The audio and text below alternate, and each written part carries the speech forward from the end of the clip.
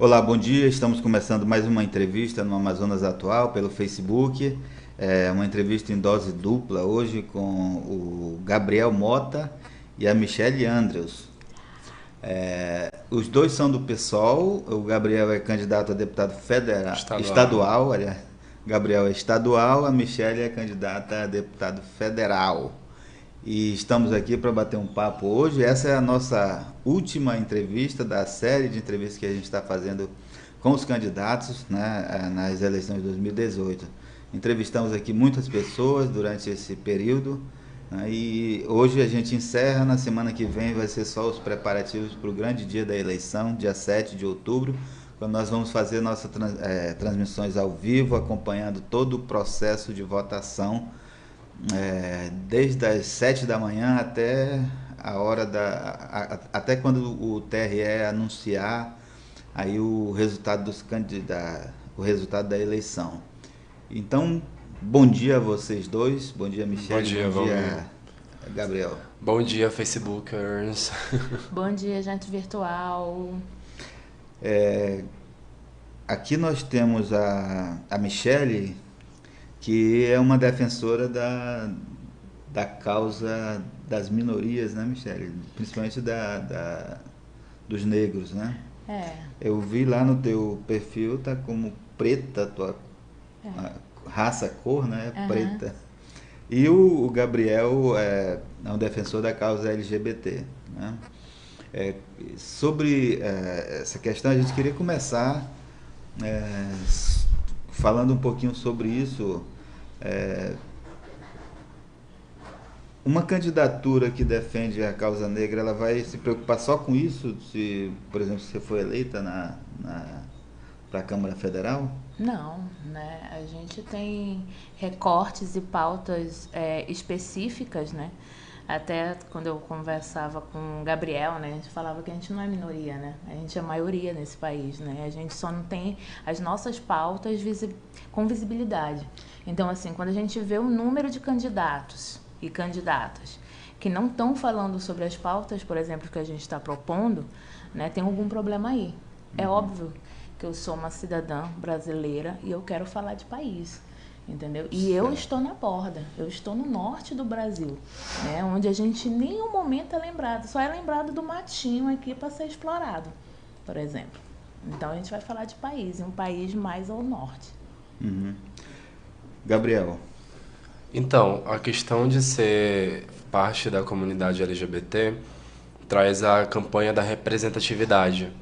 Nunca me vi representado de fato em termos sociais dentro de um pleito, mas principalmente o fato de que as portas que o movimento bate sempre são trocas de favores desleais com os ativistas de direitos humanos LGBT. Mais do que o movimento, nós somos ativistas de direitos humanos que focam especificamente na pauta de lésbicas, gays, bissexuais e a população transgênero, mas isso não quer dizer que é a única bandeira de pauta, né? Porque LGBT também é negro, a LGBT também vem da periferia, então ele passa pela questão da falta de emprego. O LGBT é professor, como eu, o LGBT tem uma família, então ele também é a favor da família, a família precisa existir. Entendeu? Lógico que lembrando que a família não é só o núcleo onde tem o pai e mãe, como o candidato aí fala de famílias desajustados, né? O candidato à vice-presidência quando se refere a mães solteiras. Então, eu sou filho de mãe solteira, fui criado com mãe e vó por duas mulheres, então isso é um formato de família também, sabe? E concluindo, acredito que ser LGBT é lutar em geral pelas maiorias invisibilizadas também. Gabriel, a gente conversava antes da entrevista que você já tem o passado, né, você teve seu avô foi político e é um político conhecido no Amazonas pela história, né, que João Bosco Ramos de Lima, que foi, quando morreu era senador, né, mas foi político. Esse passado que te fez entrar na política ou não? Eu acho que talvez a coincidência, o sangue, a genética e a convivência fez com que eu me inserisse, porque de fato a minha militância começou na liderança comunitária, mais influenciado pela minha avó, que era uma entusiasta das comunidades no bairro que a gente morava. E Lógico, eu me inspirei no fato de que, pelo menos até onde a história me conta, ele era uma pessoa que, apesar de apoiar um partido de direita, não teve envolvimento com corrupção, entendeu? Mas o meu nome dentro da política, ele vem sendo construído na base da comunidade, da liderança comunitária, das lutas LGBTs, sabe? Quanto tempo você está construindo essa liderança política? No caso, enquanto LGBT ou em geral? Não, estou dizendo em geral. Eu comecei aos 19 anos, então se passaram aí já 7. Estou com 26 anos atualmente. Então, desde os 19 foi quando realmente eu falei, não, a gente precisa começar a mudança. Então, a mudança não começa só chegar aqui, vota em mim, porque eu sou a mudança e a renovação. Sempre me questiono, o candidato que fala sobre mudança e renovação, ele já renovou a comunidade dele? Entendeu? Porque a minha eu sei que por onde eu passei, eu deixei meus traços lá. E qual era a tua base? Em que bairro? Eu sou morador, nascido e criado, eu ainda moro no bairro de Aparecida. A gente conseguiu fazer uma campanha onde a gente derrotou 2 chapas lá quando eu tinha só 19 anos, entendeu? Eu me dediquei ao bairro. A Aparecida é um bairro no centro histórico que foi ignorado pelo Prosamin.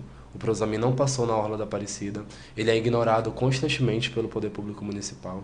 Então é muito complicado lidar com as demandas ali, porque as pessoas acham que é um bairro de classe média alta quando não é. Tem uma complexidade de pessoas e famílias e vulnerabilidade que são rejeitadas no bairro, então meu foco era nas pessoas. Uhum. Michele, qual é a tua história para até chegar aqui a essa candidatura?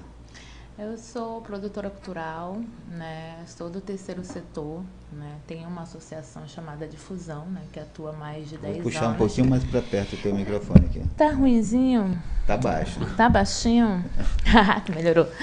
Então, sou do terceiro setor e sempre prezo para as questões do não consumismo, de uma economia mais solidária, mais participativa, né? Essa é a minha história. Eu gosto de samba, sou da Praça 14, sou do movimento negro, luto pelos direitos das mulheres, né? Me declaro feminista, né? Estou feminista, sou feminista, não tem como desvincular isso. É isso a minha história. E como foi por que vocês procuraram o PSOL e não outro partido para se filiar?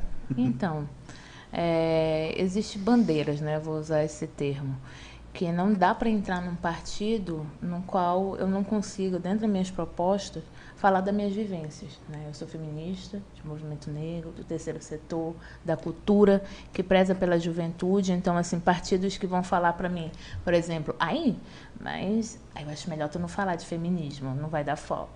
Acho melhor tu ficar dentro do armário, acho melhor tu não falar que tu é gay, por exemplo. Então, não dá para ficar num partido nesse sentido. Então, o PSOL, né, nacionalmente, vem trazendo bandeiras, mostrando que partido é um instrumento, né? Então, a gente escolheu o PSOL. Nós estamos, Gabriel e Michele, nós estamos vivendo um momento muito atípico, né? Um momento de acirramento dessa questão. Nós tivemos um momento na história brasileira recente de avanço dos movimentos em defesa das minorias, e agora tem uma certa repressão, né? Um grupo de pessoas que começa a querer barrar esse avanço. Como é que vocês analisam essa situação no Brasil atual? Você quer falar? Não, pode começar. Eu acredito que a gente tem que sempre prezar pelo poder de escolha das pessoas, entendeu? E eu acredito que a gente sempre tem que falar, a gente precisa criar mais do que opiniões sobre as situações, a gente precisa ter argumentos. Opinar em prol do fascismo nunca vai ser um projeto de país. E quando você fala que a sua opinião é em prol disso, você não está argumentando, você está falando que você pensou sobre aquilo, mas você não tem como defender aquilo. E é indefensável qualquer tipo de violência ao ser humano. Então, né? Para complementar o raciocínio do Gabriel, não tem como a gente não fazer uma campanha contra o racismo, ou contra o fascismo, racismo, né? E principalmente onde a gente tem um candidato que faz apologias, age de forma misógina, e a gente precisa cada vez mais mostrar que a gente está no ano de 2018, no século 21, e a gente precisa viver mais o nosso tempo, né? Porque quando a gente vai conversar, né, E as pessoas ainda estão vivendo atrás, tipo assim, eu converso com pessoas que nem sabem o que é transfobia, não sabem o que é homofobia, né? E aí quando a gente vai conversando minimamente, aí vê que não tem esse lance do rebate, né? Não consegue rebater, aí então eu vou criar um sinônimo aqui também. Tu é machofóbica, porque tu não quer debater, Não, eu tô debatendo contigo, só que eu tô falando para te buscar mais outros teóricos e não só pessoas que estão disponíveis na presidência. Assim, busca pessoas que estão falando sobre isso, né? O que é o fascismo? Né? Pessoas morreram com o fascismo? Sim. Pessoas estão deixando de, por exemplo, ir em qualquer horário, pegar seu ônibus, andar pela cidade, curtir a noite, ir para o seu trabalho sem ser ofendido? Sabe? Tem pessoas que não estão conseguindo. Uma mãe de santo, por exemplo, se ela entrar no ônibus toda de branco hoje, sexta-feira, linda, maravilhosa e perfumada, vão rir, vão caçoar e não vão deixar ela sentar em paz. Ela vai fazer 45 minutos de busão ali, toda sendo prejudicada, sabe? Uma menina que hoje é sexta-feira, conseguiu lá se ajeitar no trabalho dela, não sei o quê, vai curtir a sexta-feira toda. Vou pro flutuante, vou não sei o quê. Se ela entra de shortinho, não sei o quê, vai sempre ter alguém querendo ralar, vai sempre ter alguém falando, ai, que gostosa. E falando se ela se vestiu assim, é porque ela quer ser chamada de gostosa. Tipo, não é isso, deixa ela com a roupa dela. Tipo, até lembrei do Mr. Carter, quando ele falou assim, deixa a Mona aí com os ossos, deixa, não sei o quê. E a galera não quer, sabe? Fica agora, invadindo. Vocês estão falando sobre fascismo eu estou entendendo que vocês consideram que já há essa tendência no Brasil, as pessoas têm uma cabeça fascista? Não é o pré-julgamento. Complementando e esticando sobre esse assunto dessa repressão aos direitos humanos no Brasil, isso também é uma interferência da questão de grupos que querem o Estado mínimo, entendeu? Que não fazem uma reflexão, por exemplo, que o Estado age no SUS, o Estado age na universidade, na educação pública. Então, esses direitos cada vez mais estão sendo privatizados para a gente pagar mais, trabalhar mais, essa lógica do que a gente tem que estar à disposição do capital. Mas, sim, Marielle morreu. Então, quando Marielle morre, quando faz 5 meses que a gente não tem uma resposta, 6 meses, né? 6 meses que não tem uma resposta. E ainda assim, nas redes sociais especificamente, a gente vê pessoas fazendo comentários que dizem, é mais uma que morreu a meio a tantos, e não vê que enquanto parlamentar ela tinha representatividade de ser a mulher negra, que é da periferia, que tinha representatividade dentro de uma das maiores complexos de favela do mundo, que é a Maré. Entendeu? Então, sim, eu acredito que a gente tem uma tendência a evoluir com o fascismo na sociedade brasileira, entendeu? Eu acho inadmissível no século XXI a gente não dar o respeito mínimo às pessoas e muito menos ter o respeito pela vida do próximo, sabe? E fazer questionamentos e perguntas sobre isso, mas em prol da vida e não de um herói. O Brasil ainda vive um momento que parece que está precisando ter um pai, uma mãe, entendeu? A gente tem essa necessidade de não fazer nada lá na nossa casinha, mas colocar alguém para fazer, e não é assim que é a mola da política. Então o fascismo ele tá aí, ele tá avançando, sabe? A gente tá aí tendo que o Ministério Público garantir que o ato de amanhã não vai ser prejudicado por um grupo de pessoas que vão violentar as mulheres que vão estar lá. Então, se isso não for fascismo... Fascismo, o exercício dele é autoritarismo. Sim. Né? Então, se tem algumas pessoas exercendo autoritarismo sobre a outra, né?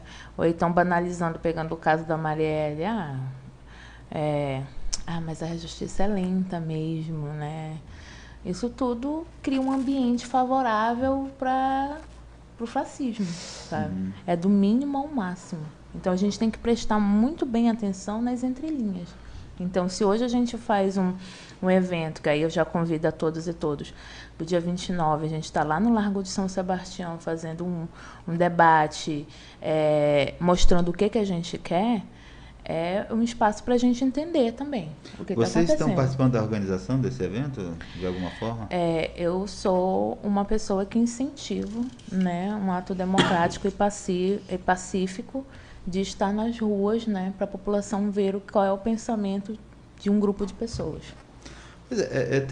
A gente vê nas redes sociais as manifestações de todo tipo, né, pessoas que apoiam a candidatura, vamos citar os nomes aqui, a candidatura do Bolsonaro, mas quando alguém diz que não apoia, aí há uma reação, né, não é assim, imediata com relação não, àquilo. O que acontece? O ato está sendo muito criticado, né, nas redes, principalmente pelos apoiadores da candidatura do Bolsonaro, né? E eu acho que é um direito de você se manifestar de ambos os lados, né? Vai ter um ato também em favor do Bolsonaro no domingo, eles estão convidando para o domingo. É democrático, exato. É saudável que faça, né? Eu acho que o que deve se evitar é qualquer tipo de violência de um lado ou de outro, né? O que é violência? É o discurso de ódio. Se a gente pegar nossa Constituição, a gente tem lá claro e nítido que a gente não deve fazer apologia à ditadura. E o que mais acontece? A mulher tem direito de ir e vir. O LGBT tem direito de ir e vir. De existir. Exato, a gente está falando de existência, sobrevivência. Então, assim, quando uma pessoa que está apoiando esse candidato que você citou faz um discurso de ódio, a gente tem que mostrar, oi, você está fazendo um discurso de ódio, você está num país que não pactua com isso. Entendeu? Vai lá, levante o B17, sei lá, somos todos não sei o quê, e 300 milhões, vá, mas não faça discurso de ódio. E nem seja demagogo em entrevistas. Sim. Falando que não fez discurso de ódio. A partir do momento que você faz uma alusão, né, que eu não gosto nem de fazer, né, a arma, a metralhadora, né, e dizendo que vai para cima de um grupo político ou de um recorte social ali, isso é discurso de ódio. Então a gente tem que combater. Então a gente está fazendo um ato que, para além de tudo, ele é didático. Porque ele vai entrar nos TCCs, ele vai entrar nos documentários, ele vai entrar nos artigos também. Então, lá também é um debate para se entender qual é esse fascismo contemporâneo do norte do Brasil que está acontecendo. Porque esse vai ser meu papel. Oi, tudo bem? Quem chegar próximo de mim? Vou fazer campanha, falar o número é 5.000, mas também, você sabe o que está acontecendo? Sim. Né? Você sabe por que eu estou ali concorrendo ao Congresso Nacional? Porque uma das funções de uma deputada federal é fazer o debate. As audiências públicas, dar visibilidade a pautas. E o que a gente vê? Uma coisa burocrática, fechada, para quem tem acesso ou tem um horário disponível para ver as audiências. Acesso à internet, nem todo mundo tem. Porque eu sei quanto é que é um gás. R$80. Entendeu? Como é que você entrou começou a fazer uma avaliação do parlamento, né? Eu queria passar a palavra para o Gabriel Mota e pedir tua avaliação sobre o parlamento estadual. Como é que você quer ser candidato a deputado estadual? Como é que você enxerga hoje o parlamento? Eu acredito que enquanto candidato eleito, né, em 2019 do PSOL, eu vou ser oposição de qualquer forma. Porque nós barramos várias coligações que o partido tentou fazer, especificamente nós, dentro da nossa tendência, que é o coletivo Rosa Zumbi, porque a gente não compactua, por exemplo, com quem faz apologia ao Escola Sem Partido, quem relata e quem apoia o Escola Sem Partido e quer calar a boca de nós, professores. Então, na minha atuação lá vai ser sempre em prol da transparência do governo, do Poder Executivo. Hoje, a gente não tem uma transparência, a gente consegue acessar o site das secretarias para ver lá até o contra-cheque dos funcionários públicos, tanto os comissionados quanto, por exemplo, os concursados. Mas a gente sabe que hoje o governo e as secretarias eles são cabides de emprego. Então, a política velha ela se renova nesse cabide de emprego. Então, eu quero ser essa voz combativa que vai estar lá dentro, tocando nessa ferida para falar. Isso aqui é para trabalhar em prol do povo e não para ficar mantendo o status de que vocês vão colocar as pessoas de vocês aqui para fazer a política ficar se mantendo do jeito que é, velha e oligárquica. Eu fui contra, eu me filiei ao PSOL, porque o PSOL, nível nacional, ele representa essa oposição até à esquerda, que foi o que eles fizeram no governo Dilma, né, antes do impeachment, antes do golpe. Então, Lá eu vou trabalhar em prol da educação, eu vou trabalhar em prol dos direitos humanos como um todo, porque é uma pauta minha. Eu tenho uma luta firme no combate à epidemia de AIDS que se instalou no Amazonas, a gente tem que começar a falar sobre isso também, entendeu? E claro, não sou mulher, mas eu sou pró-feminista. E eu acredito que é importante que os homens que estão naquela casa apoiem a voz das mulheres que estão lá. Porque hoje a gente tem uma única representatividade de uma mulher naquele parlamento e ainda assim ela tenta ser silenciada a todo momento. Essa história da escola sem partido que você toca, eu acho isso de uma idiotice tão grande. Total. É um factoide, né, que se criou no Brasil, que existe uma ideologia nas escolas e tal, que precisa ser combatida. E desde que eu entrei na escola, eu me lembro quando, no primário ainda, você tem opiniões divergentes dentro da escola. Né? Claro. Gente que é de direita, gente que é de esquerda, filhos de pais que apoiam esquerda e direita, centro, entendeu? né? O centro sempre ainda foi é muito assim, presente. E aí de repente, porque houve casos isolados, né, de professores que falavam, e eu acho natural que o professor fale também, ele está ali. O próprio Escola Sem Partido ele já é uma ideologia, né? Uma ideologia do autoritarismo, uma ideologia do não. E eu acredito que, na verdade, a criação da Escola Sem Partido, que ela não veio daqui, se eu não me engano, ela veio de um parlamentar de Alagoas e o Amazonas, com alguns parlamentares, compraram a ideia com medo do avanço dos lados progressistas da política. Porque, assim, minha formação enquanto professor, tenho uma licenciatura, não é as pessoas, a escola ensina, a família educa. Não, nós somos educadores também. A gente lê Paulo Freire justamente para entender que tem que ter um consenso, uma comunidade, uma comunhão entre a família e a escola. E muitas vezes essas crianças e adolescentes eles passam mais tempo dentro da escola do que com seus próprios pais. Porque hoje o mundo está assim, os pais têm que trabalhar, às vezes em turnos diferentes, e a criança e o adolescente não conseguem encontrar a família junta no mesmo horário, entendeu? Então a Escola Sem Partido ela é eu não falaria nem idiotice, eu acho que ela é um desserviço para o avanço da liberdade de expressão. E a própria Escola Sem Partido por si só já é uma ideologia. É a ideologia que fala, o progressismo não pode avançar dentro da escola. E agora me diz, adianta eu vou abrir a boca para falar que eu sou contra a criminalização, que eu sou a favor da criminalização, por exemplo, da homofobia, mas se lá na ponta, que é a educação, eu não vou estar ensinando aos alunos que existe uma diversidade que ela tem que ser respeitada? E não se trata de criar factoides de que existe um kit gay. Nunca existiu kit gay. Nunca existiu o kit gay que o Ele Não queria, que propagou e ganhou visibilidade em cima, inclusive, de nós LGBTs. Existia um livro que falava sobre a questão da diversidade sexual de lidar com o corpo. E isso não afeta só LGBT, é importante a gente lembrar. Quando a gente fala sobre sexualidade, a gente está falando das nossas práticas. A gente está falando, por exemplo, de evitar gravidez na adolescência. A gente está falando, por exemplo, não só de combater a LGBTfobia, mas o machismo que agride a mulher no momento que ela entra e sai da escola. Entendeu? Então, falar sobre sexualidade na escola, claro, tem que ter o limite. Porque não é criança, criança tem que ser criança, adolescente tem que começar a lidar com as coisas de adolescente. E em nenhum momento os nossos parlamentares quiseram impor isso, vamos transformar as criancinhas em viadinhos, que é isso que eles falam. Né? Não, a gente quer reduzir os danos que em 20, 30 anos o Brasil não reduziu com a comunidade. E aí eu falo mais uma vez sobre a violência LGBT, os casos de infecções sexualmente transmissíveis, a gravidez na adolescência, o feminicídio, entendeu? É disso que se trata, falar sobre sexualidade na escola. Michele, além dessas questões, você disse que tem outras bandeiras, né? Qual que você destacaria para o teu eleitorado, as bandeiras que tu pretende defender, caso eleita? Fazer um mandato colaborativo, participativo, então me utilizar de todas as formas para estar entendendo o que o povo quer, né? Acho que é o primeiro ponto. Mas falar sobre juventude, mulheres, saúde, segurança, comunicação como um direito do cidadão é muito importante, por exemplo.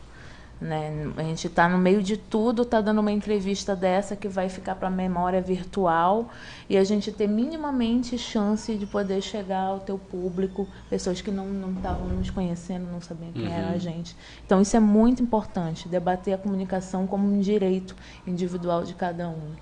E a gente está vendo aí que a massa de ódio, né, vem pelas fake news, né, também, né?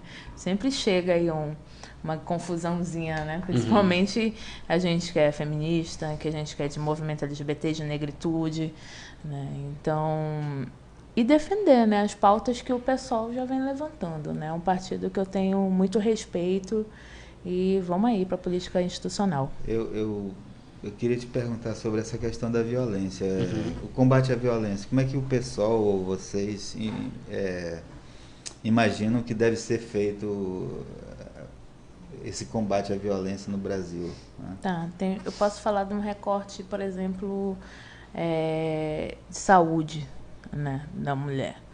O que é violência, né? Violência, ela não é só o ato da gente andar pela rua e ser abordado e nos roubar, né?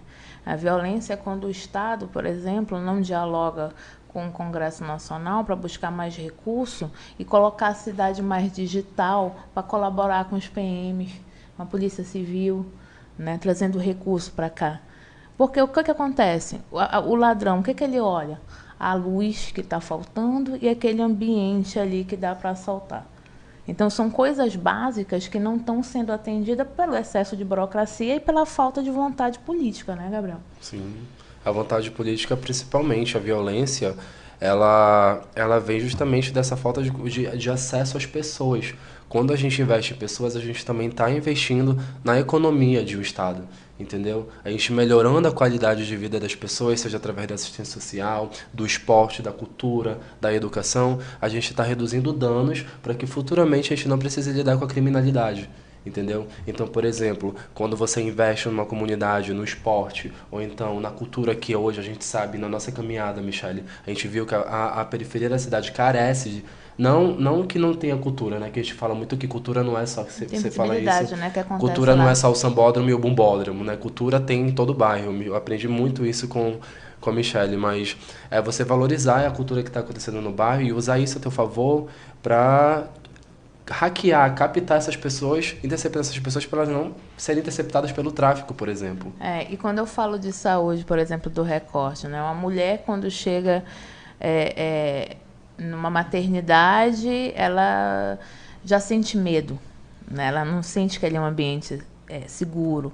Eu falo da saúde porque quando tu sai para ir trabalhar, a tua cabeça tá lotada, tu tem que pensar assim, não, eu não vou 22 horas porque senão eu vou ser roubada, não sei o que, a tua saúde mental começa a ser abalada, entendeu? Então a gente tá esquecendo de prevenir, de falar antes sobre o assunto e só tá assim, depois que a gente tá com um número imenso de mulheres morrendo, violentadas, um número imenso de racismo acontecendo no nosso Brasil e o genocídio da juventude negra, né? E ainda mais na região norte, que a gente nem está ainda começando a se ver como indígena, como negro, de forma mais franca e para frente. E sem falar na chacina das etnias indígenas no nosso estado por causa da exploração exacerbada das terras que a eles são negadas. Ainda tem esse fator.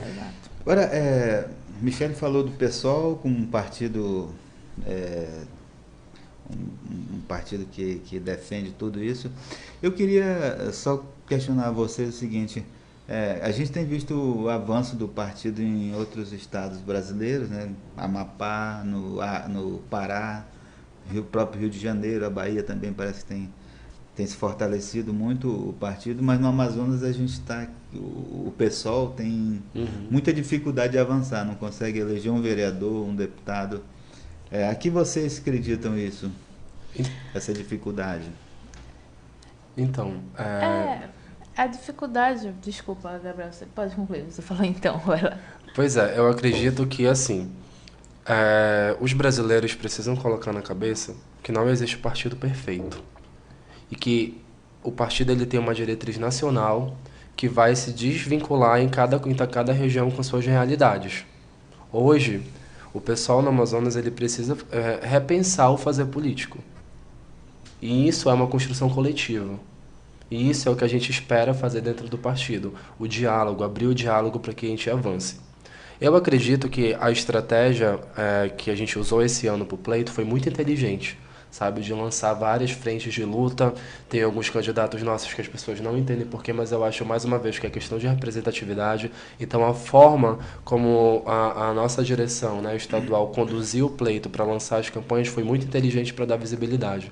A gente sabe que com o tempo, devido à cláusula de barreira e etc., muitos partidos podem sumir. Mas aqui no Amazonas, a gente está fazendo um trabalho para o partido se manter, porque o PSOL ele é um partido-chave na retomada da democracia do país.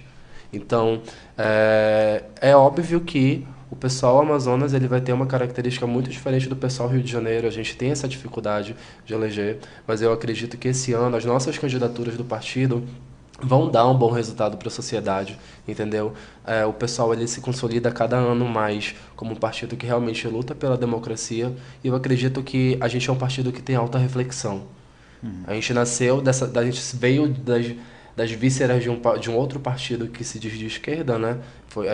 Nascemos de várias frentes, então eu acredito que o pessoal ele tem essa característica de fazer autorreflexão e renovar. Internamente primeiro, para poder dar essa renovação para a sociedade.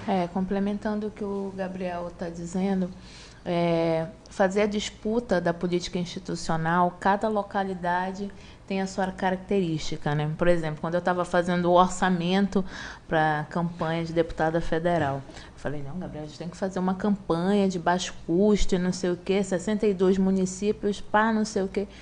Só para me circular nos 62 municípios, numa equipe de ele, mais uma pessoa de comunicação, a gente faz a articulação. Quando eu mando coraçãozinho aqui, gente, é eu mandando coraçãozinho, tá? Não tem outra pessoa, não.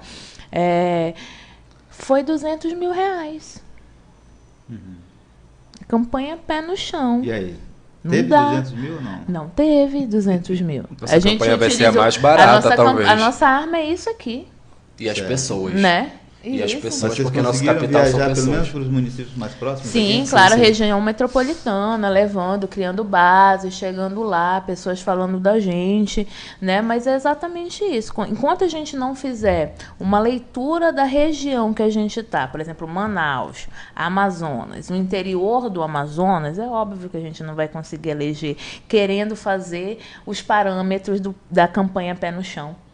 Requer tempo, requer trazer isso para a vida. Por isso que eu boto na minha frase, né? Política para a vida real. É assim, falar de política institucional de forma contínua. Beleza. Se a gente não conseguir se eleger, aí eu quero que marque lá na minha página quem é que está fazendo aí uma política para a vida real para as mulheres. Marca aqui.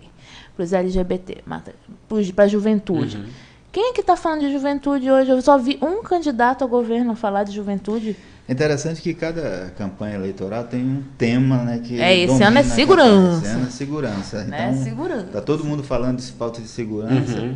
E você anda nas ruas, tá do mesmo jeito de 10 anos atrás. Sim. Né? Inclusive os adesivos de carro parecem ser os de 1998. Eu acho que houve ali um aumento do número de roubos por conta da crise econômica, da falta de emprego. Né? Então tem mais gente assaltando na rua ali, tomando celular principalmente. E tem o aumento das mortes pelo tráfico de drogas, que também é da juventude principalmente, muito, né? Mas, de um modo geral, na sociedade, essa violência não é tão visível assim. Você vê porque os jornais noticiam, né? A maioria da população não estava nem tomando conhecimento. Se não fosse ou então a gente está indo para aquela característica muito que é naturalizar tudo isso. Entendeu? É normal que a mulher ande até 9 horas da noite. Por exemplo, quando um comunitário morreu lá no bairro, na Zona Norte e tal, 10 horas da noite, vão questionar o que ele estava fazendo na rua esse horário. Então já rotula todo mundo, né? Porque é muito confortável. Não é a vida que importa, né? É a prática. É a prática. Tipo, é muito confortável a gente no nosso carro, no nosso Isso Filme, né? No horário que a gente determina, porque eu sou terceiro setor, eu determino como eu trabalho, onde eu trabalho, qual é o meu horário, né? É muito confortável. Mas quem tem uma dinâmica é que sente. Né? Se hoje tu lançar uma enquete, que tipo de segurança tu precisa na tua localidade, tu vai ver que é só iluminação, polícia circulando, são coisas básicas que não estão sendo atendidas. Aí a gente passa pela rua, tá tudo vazio. Entendeu? É triste ver uma cidade, e isso me prejudica. Eu, como produtora cultural, ver uma cidade, tipo, eu ter que fazer evento até 10 horas, porque senão vai ter mais não sei o quê, vão roubar a gente, lá, e não tem ônibus, bababá. É chato. O centro está fechando às 16 horas. Pergunta para os lojistas. 16 horas, e não é por causa do trânsito, não. É porque está abandonado, é poucas pessoas visitam, é pouca tecnologia. Entendeu? Eu também gostaria de acrescentar esse fato, Michele. Assim, o Estado, ele não se preocupou em ocupar a cidade. E aí, é claro, eu peço desculpa aos companheiros dos outros municípios, mas eu vou falar do meu know-how, que é Manaus. Mas a gente percebe que quando a cidade começa a crescer, começam a desocupar a região central. Então, Ou assim, alguém está hoje, fazendo esse trabalho de jogar todo mundo pra entendeu? lá. Então, hoje, a gente tem um centro abandonado, por exemplo, que as 90 pessoas prédios. não circulam e, consequentemente, fica à mercê da criminalidade, entendeu? De uma mulher não poder simplesmente sair da Getúlio Vargas pro Teatro Amazonas sem ter um medo de ser assaltada ou Eu fiz até esse post. violentada, como a Michelle já publicou várias vezes e fomenta esse debate. E, assim, quem é que está pensando a ocupação da cidade? Porque é inadmissível a gente morar numa cidade onde a gente tem um centro que está desocupado, quando, por exemplo, a gente pensa, e aí eu trago os exemplos que eu tenho esse know-how, sabe? Cidades como Rio de Janeiro, Salvador, São Paulo, que investiram nessa ocupação, entende? Hoje, São Paulo, apesar das vários conflitos que o Amazonas e São Paulo tem por questão de Zona Franca, São Paulo é uma cidade que tem certa segurança, entendeu? Por quê? Porque houve um trabalho de ocupação. Teve lá seus defeitos com a questão da higienização, né, com os moradores de rua e tal do município, mas teve uma ocupação. E a gente não está falando, a gente não está pensando como que a gente está ocupando o nosso mobiliário urbano. A gente está abandonando, construindo prédio nas bordas da cidade, entendeu? E afastando a galera do que já tá, do que é histórico. Quando que a gente vai valorizar o patrimônio dessa cidade? Sabe, hoje Manaus é um exemplo, mas a gente está tendo cidade de Iranduba, Manacapuru, sabe, Parintins, Tudo tem um Tabatinga nas prédiozinho pontas, abandonado. estão começando a ter os prédios, entendeu? Tá começando a crescer. Vai desocupar também, sabe? Como que a gente está pensando a ocupação dos municípios no interior? Aí na tua cidade, como está sendo ocupada a tua cidade? Entendeu? A gente tem que fomentar esse debate. O que está abandonado, né? Gabriel e Michele, nós estamos já passando dos 30 minutos aqui, tem 36 minutos de entrevista. Poxa. Foi rápido, né? Foi? Nossa proposta é de fazer 30 minutos, mas como são dois, eu deixei passar. Mas é legal, é bom ter esse material.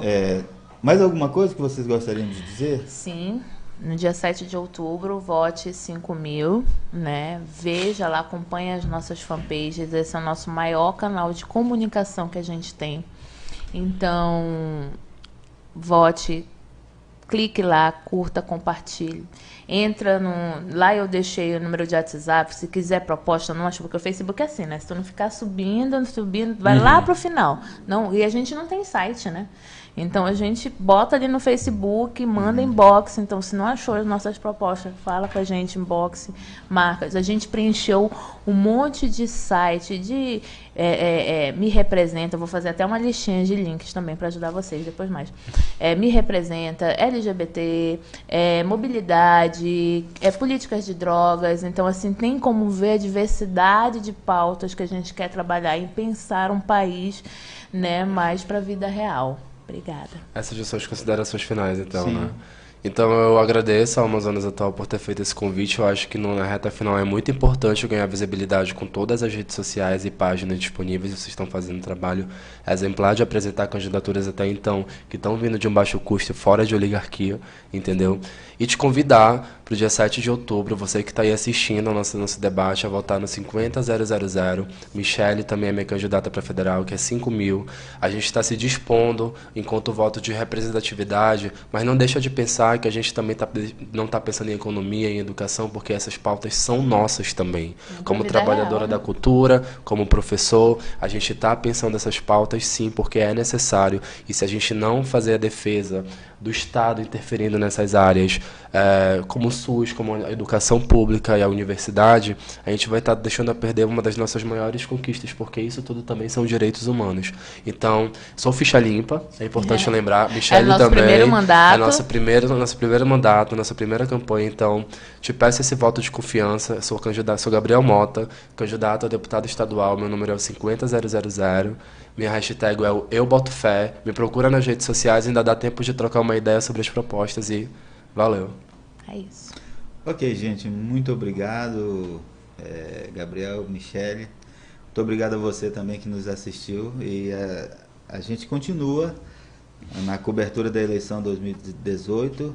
Né? A partir da semana que vem a gente vai trazer aqui outras pessoas para discutir o processo eleitoral, não mais candidatos, né? Mas pessoas que estão analisando, pensando essa questão da eleição.